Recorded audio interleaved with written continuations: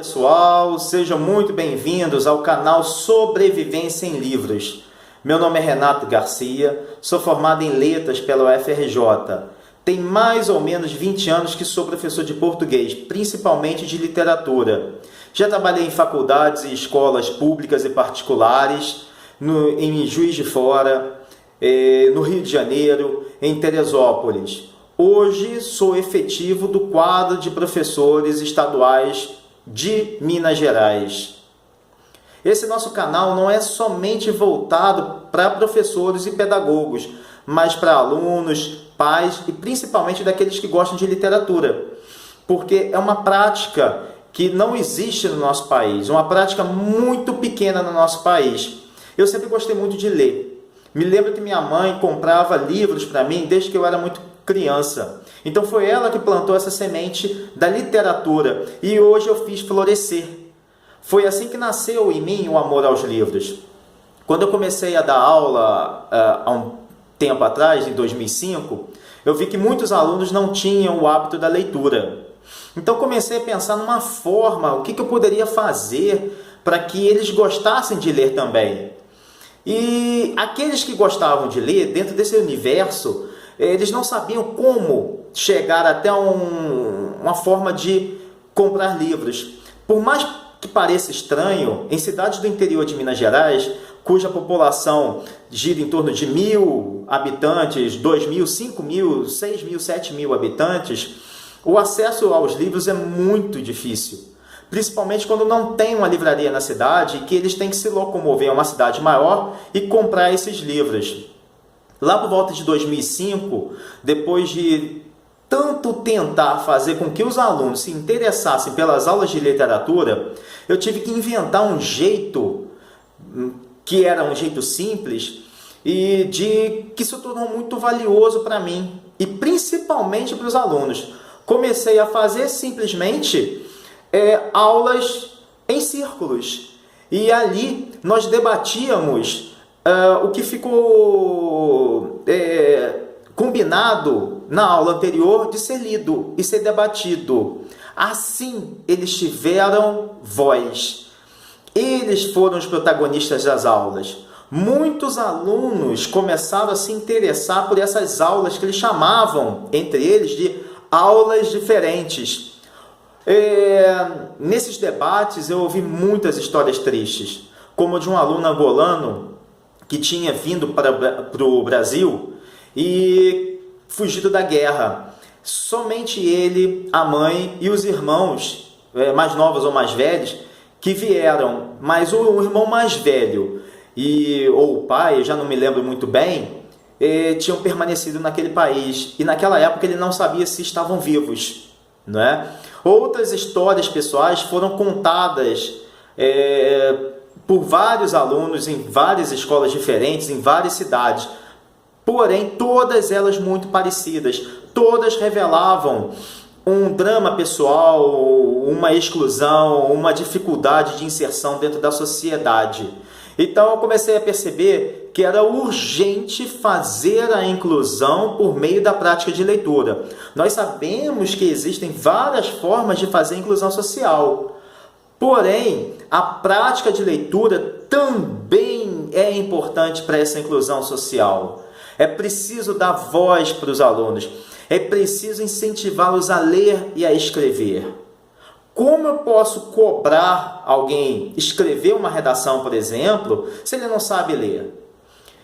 Se a gente pensar, eu vou dar o meu exemplo, eu não tenho a menor ideia sobre o que seria uma fotografia artística. Eu não tenho noção de ângulos, eu não tenho noção de luzes, técnicas e por aí vai. Então eu não vou ser capaz de fazer uma fotografia artística. Da mesma forma é a pintura. Não entendo sobre mistura de tintas e ângulos, luzes, da mesma forma. Então eu não tenho como pensar num quadro.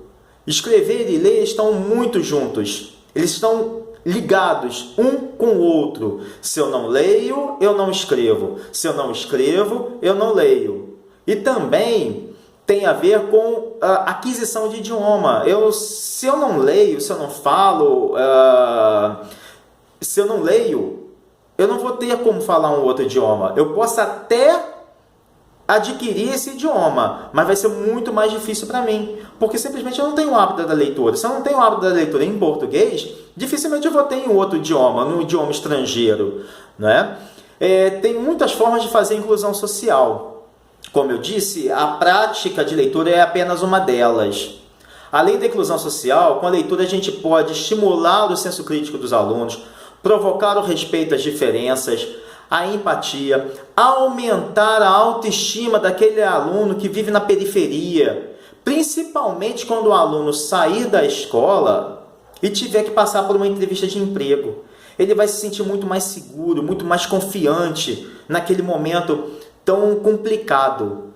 Eu desenvolvo nas escolas, junto com os alunos, um projeto que tem dividido em duas partes. Nós vamos falar num outro vídeo sobre ele. A primeira parte é a apresentação de um trabalho escrito, com uma determinada graduação, uma nota, e a apresentação oral, em que ele vai desenvolver aquela apresentação do trabalho do livro. E também tem uma outra graduação. São pesos diferentes. Numa outra oportunidade eu vou comentar como é que é esse método que eu desenvolvo e que me traz muito sucesso e empolgação dos alunos, que eles são os protagonistas.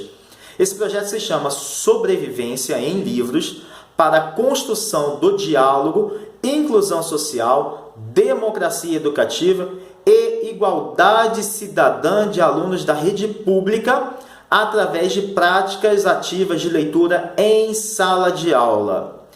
Esse projeto é para ser realizado dentro das bibliotecas escolares, mas nós sabemos que existem várias adversidades e às vezes acabamos ficando restritos à sala de aula. Vamos falar, como eu falei, desse projeto em um outro vídeo, mas ele tem um pouco de Piaget, Montessori, Steiner, que é o criador da metodologia Waldorf, metodologias ativas de aprendizagem, e são elas, no meu ponto de vista, que ajudam e cativam os alunos para lerem e fazerem os trabalhos referentes aos livros previamente escolhidos. Eu vou deixar o link do meu projeto na descrição do vídeo. Nós sabemos que nós moramos num país que não tem o hábito de leitura. Se a gente parar para pensar que a média de leitura de livros por ano realizada pelos brasileiros é cerca de 4,5, a gente pode interpretar que são 4 livros lidos inteiros durante 12 meses e o outro fica pela metade. São 4,5 livros, um dos países que menos lê. Então precisamos estimular a prática de leitura entre os nossos alunos. Emicida, Criolo, outros rappers têm a leitura como forma de sua expressão artística.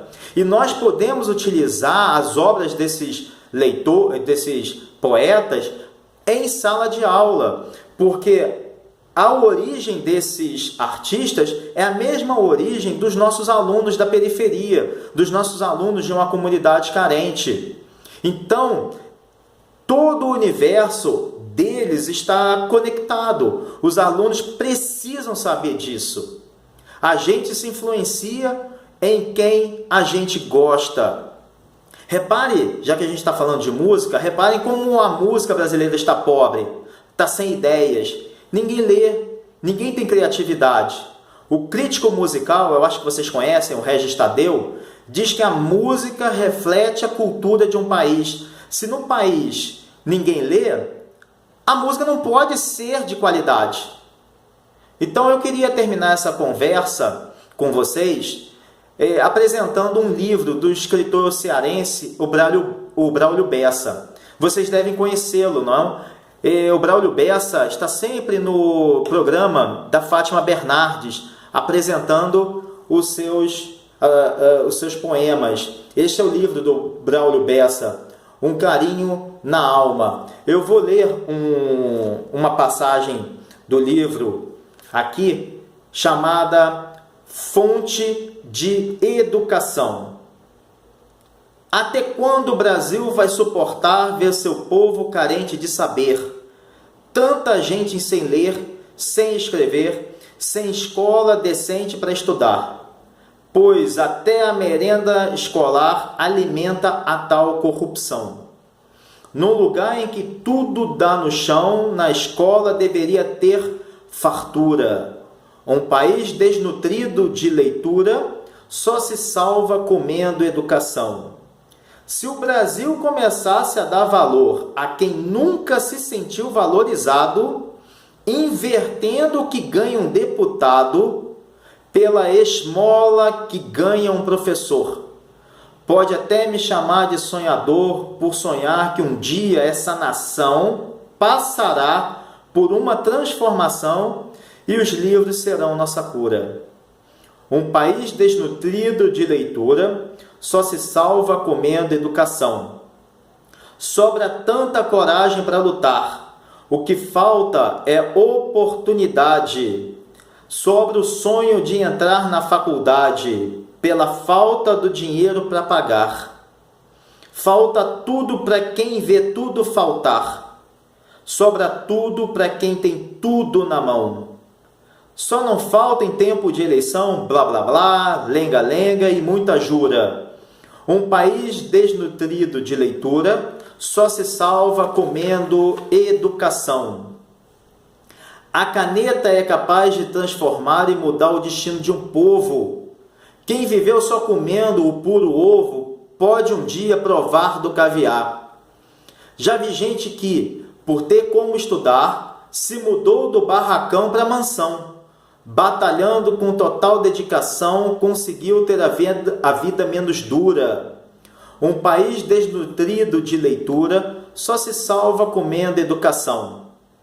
Esse povo que tem tanto para dar e não recebe o que tem para receber, não consigo aceitar ou entender.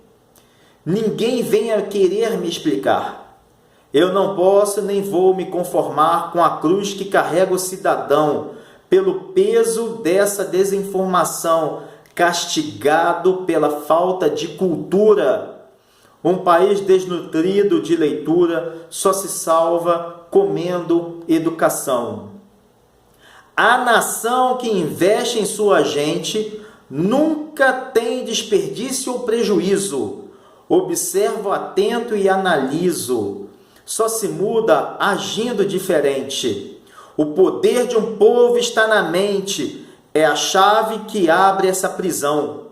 É a luz que aponta a direção para seguir por qualquer estrada escura.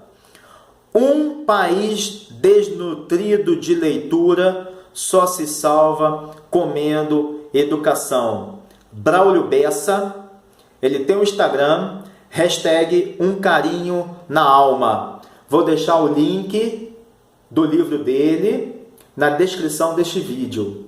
Forte, né? Muito forte este poema.